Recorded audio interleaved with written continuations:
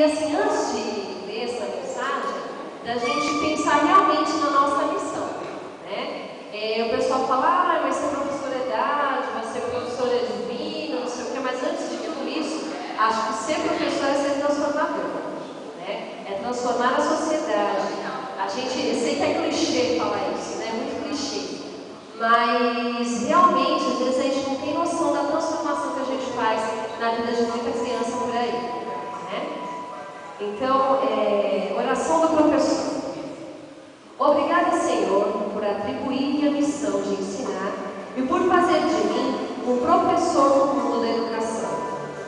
Eu te agradeço pelo compromisso de formar tantas pessoas e te ofereço todos os meus dons. São grandes os desafios de cada dia, mas é gratificante ver os objetivos alcançados na graça de servir, colaborar e ampliar os horizontes do conhecimento.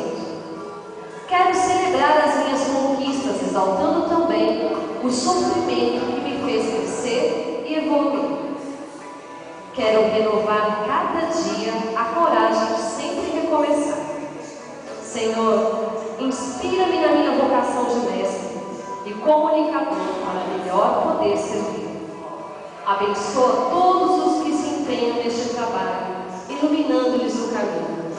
Obrigada, meu Deus, pelo dom da vida e por fazer de mim um educador hoje